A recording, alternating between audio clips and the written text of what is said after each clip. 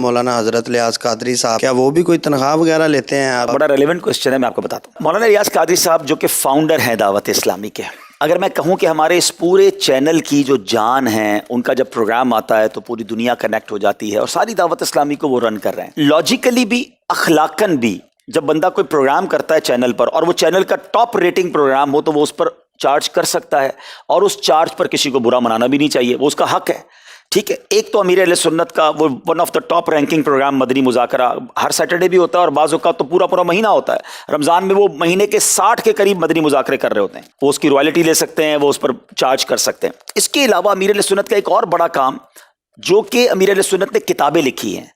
آپ کی کتابیں ہزاروں میں نہیں، ملینز میں چھپتی ہیں۔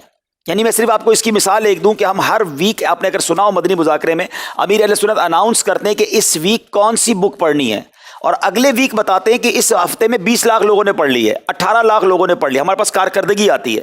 تو جس بندے کی کتابیں، جس مکتبے کی کتابیں ملینز میں چھپتی ہوں، اگر وہ ہر کتاب پر 1 روپیہ بھی چارج کر لے، جو کہ اس کا شرعاً بھی حق ہے، اخلاقاً بھی حق ہے، لوگ کتاب کی رائلٹی لیتے ہیں، تو وہ کروڑوں روپے چینل سے اور کتابوں سے کما سکتے ہیں۔ مگر ان کا کمال یہ ہے کہ انہوں نے زندگی دعوت اسلامی کو دی ہے، اور پچھلے 40 سالوں سے وہ دعوت اسلامی کو لیڈ کر رہے ہیں، مگر 1 روپیہ انہوں نے دعوت اسلامی سے نہیں لیا۔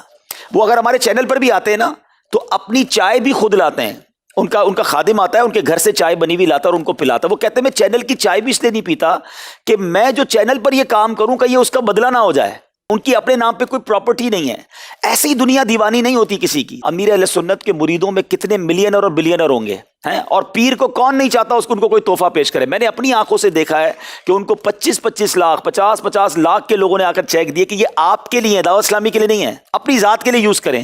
انہوں نے کہا میں نے اپنی ذات کے لیے کچھ نہیں رکھنا، دعوت اسلامی کو دینے تو دے دو۔ انہوں نے پیسے واپس کیے، اور آج یہ دنیا کے کروڑوں لوگوں کے دلوں کی دھڑکن اسی لیے ہیں کہ انہوں نے یہ درویشانہ زندگی گزاری۔ لیکن اگر موقع ملتا تو میں ان کا بستر اور ان کا بیڈ روم آپ کو دکھاؤں کہ کروڑوں لوگوں کا جو پیر ہے آج بھی چٹائی پہ سوتا ہے، کیونکہ امیر اہل سنت رسول پر عمل کرتے ہیں الحمدللہ۔ آپ کی جب ملاقات ہوگی تو آپ انشاءاللہ دیکھیں گے کہ ہم نے لاکھوں ہزاروں پیروں کو دیکھا کہ لوگ ان کے پاس جا کر نذرانہ دیتے ہیں۔ امیر اہل سنت وہ آپ جب ملیں گے وہ کچھ آپ کو دے رہے ہوں گے، وہ آپ کو تحفہ ہی کبھی کتاب کا دیں گے، کبھی CD کا دیں گے، کبھی کوئی نوٹ تحفے میں دیں گے، یعنی وہ بانٹتے ہی رہتے ہیں ماشاءاللہ، اور اللہ پاک ان کا سایہ سلامت رکھے۔